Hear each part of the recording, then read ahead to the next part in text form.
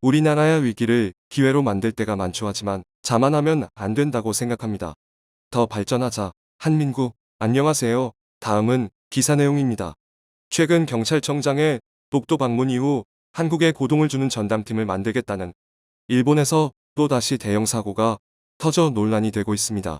지난 수출 규제 당시 한국에 타격을 주기는커녕 자국 소재 기업들만 줄도산에 맞들이는 등 전례 없는 부작용에 시달렸음에도 불구 아직도 정신을 못 차린 일본은 이번엔 대만 기업인 TSMC와 소니의 합직 투자를 중재하며 콕 집어 삼성을 쓰러뜨리겠다는 나름대로 호기로운 계획을 세우게 되는데요.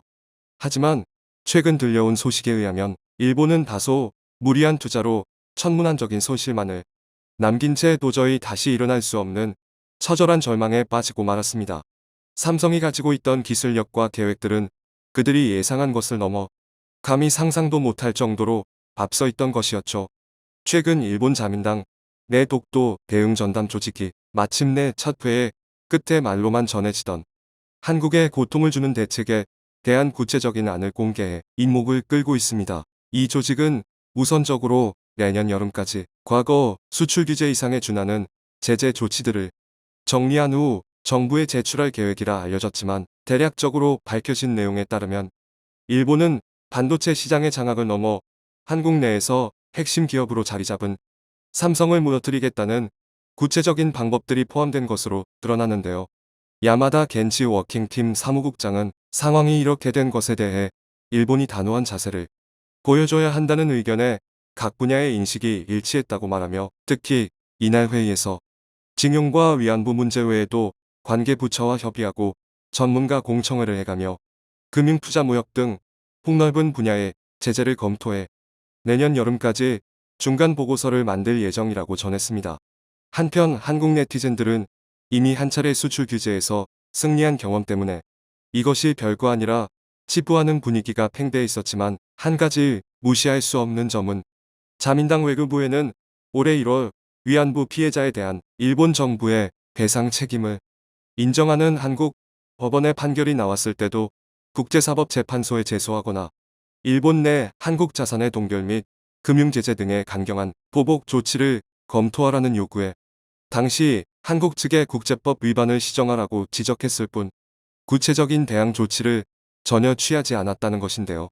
따라서 전문가들은 일본의 이번 전략은 지난 수출 규제를 넘어선 보다 광범위하고 심각한 파장을 낳을 수 있다고 경고했고 실제로 자민당 측은 지난 반도체 소재 화이트리스트 배제와 같은 정책적인 부문뿐만 아니라 자국의 전자기업인 소니를 주축으로 여기에 대만 TSMC를 끌어들여 본격적으로 삼성을 완전히 잡아먹겠다는 다소 충격적인 야욕을 드러낸 것으로 전해졌습니다. 참고로 세계 최대 규모의 반도체 위탁 생산 기업인 TSMC는 소니와 합작 회사를 세우고 일본 구마모토에 공동으로 반도체 공장을 설립하기로 전격 합의했는데 이 공장은 TSMC가 70억 달러 소니 측이 5억 달러를 투자해 2024년 완공쯤이면 12인치 웨이퍼 기준 월 4만 5천 장이라는 상당한 수준의 생산력이 예상됐는데요.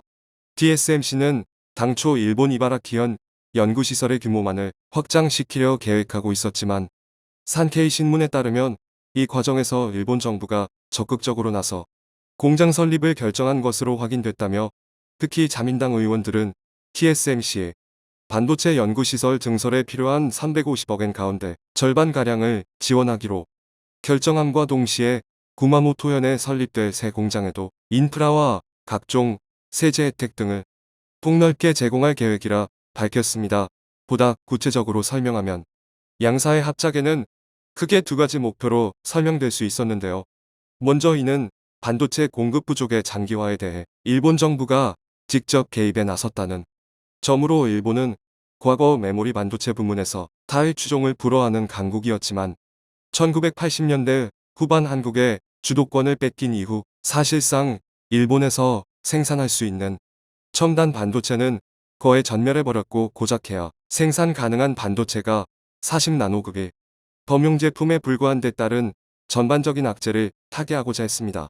물론 일본은 여전히 피사체를 전기 신호로 변환해주는 스마트폰용 이미지 센서 분야에서 두각을 나타내곤 있으나 소니와 같은 전자기업들이 반도체 공급난의 장기화로 수급의 극도로 어려움을 겪게 되자 해당 로직 부분을 TSMC 등 외부 파운드리 기업에 외주를 맡기는 식으로 간신히 버터는 수준에 불과했고, 이는 소니의 경쟁자인 삼성 또한 피차 일반이었지만 일본은 지금의 상황을 단순히 극복하는 것에 초점을 맞추기보단 TSMC와 관계를 지속적으로 강화해 조달 문제에서 완벽하게 우위를 점하고 보자는 심산이었죠. 다만 의외였던 점은 역사적으로 대만은 한국만큼이나 일본 적대적인 입장이었음에도 불구 과거 한국에 뒤처진 역사를 서력하기 위해 무려 30년간이나 물밑 작업을 해온 일본의 지극정성에 결국 손을 잡아줬다는 것인데요.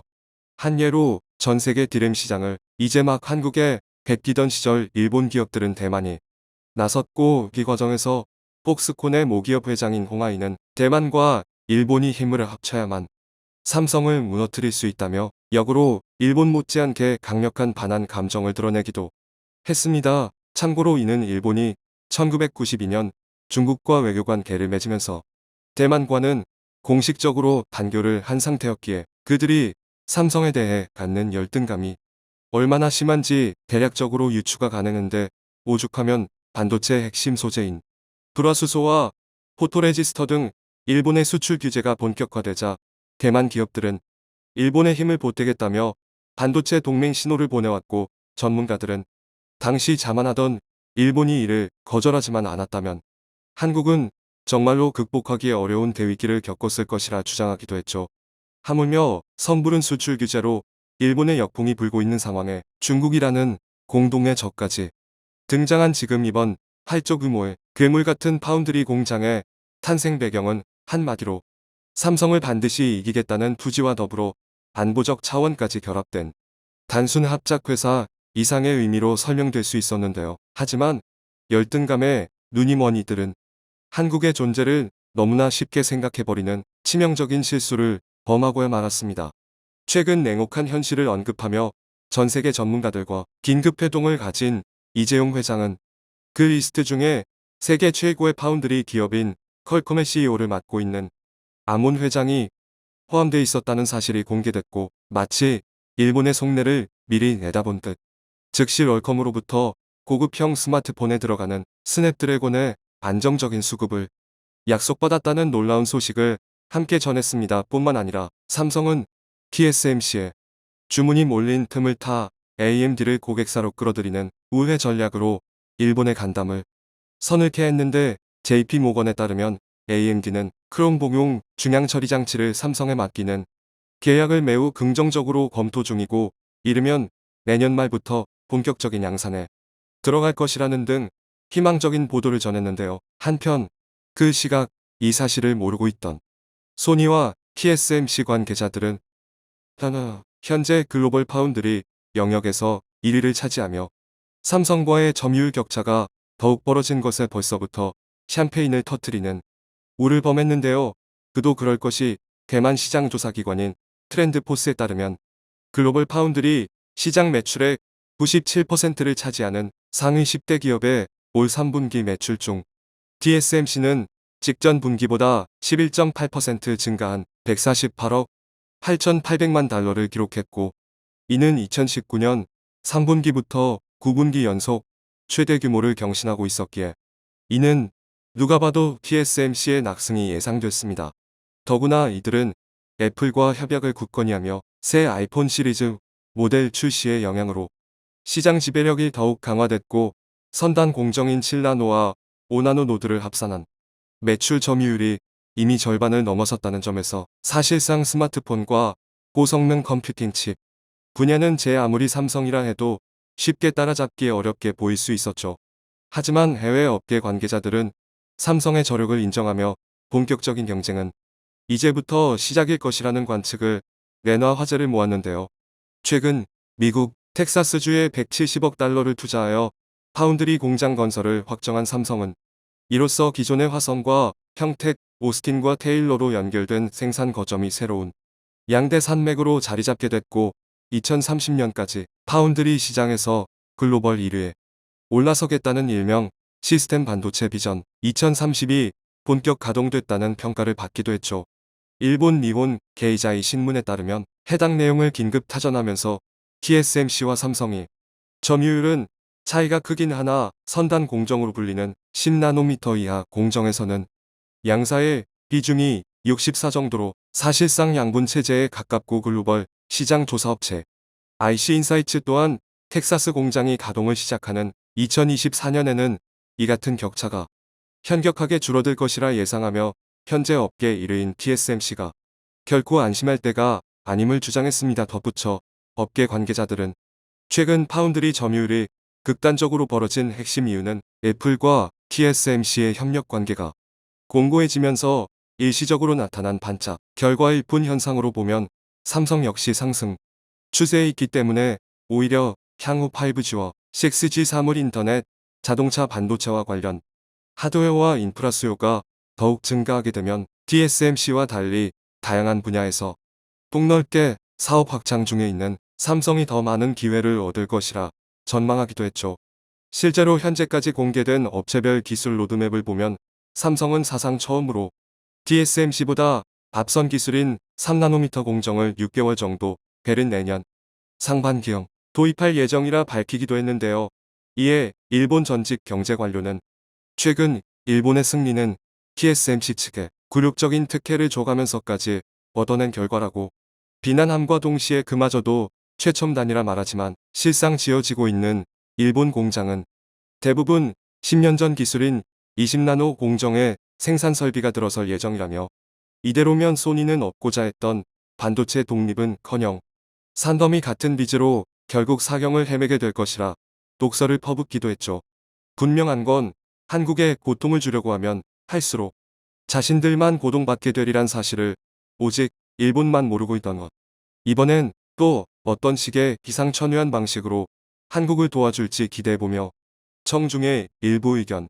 그렇더라도 정부에서는 일본을 무시하지 말고 사전에 우리 약점을 보완하고 철저하게 검토해봐야 한다. 본래 힘이 세거나 실력 있는 사람은 절대 사전에 어떻게 하겠다며 허세 부리지 않는다. 일본은 도시바가 왜 넘어갔는지 이런 이유도 모르고 까불다. 몇 개 안 남은 일본 대기업 계속 무너질 수 있다. 일본 너는 우리나라 따라오려면 멀었어. 그리고 일본이 이런 야욕을 부리고 있을 줄 그것도 TSMC랑 내가 봐도 TSMC 삼성이 잡을 듯한데 일본은 빚만 늘어나는구나. 아싸 난 일본 빚이 늘어나면 왜 이리 좋지. 일본 기업들이 망해가는 게 뚜렷이 보이니까 이젠 어포나에서 분풀이 하려네요. TSMC가 기술로 삼성과 경쟁하고 이기고 지는 것은 당연하고 자연스러운데 TSMC 회장이라는 놈이 주둥이 놀리는 것을 보면 결코 오래가지는 못할 것입니다. 삼성이 왜 미국에 공장 짓는지는 생각 안 하냐. 굳이 반도체 공장을 미국에 건설할 이유가 뭘까. 너네들 아직 삼성 넘어뜨리기에는 멀었다. 일본을 우습게 보지 말고 대비 확실히 해야 할 겁니다. 야비한 뒤통수 전문이니 전쟁하는 심정으로 대해야 더불어 대만을 넘어야 살아남을 겁니다. 삼성의 문제이기도 하지만 국가적으로도 영향이 있으니 시청해 주셔서 감사합니다.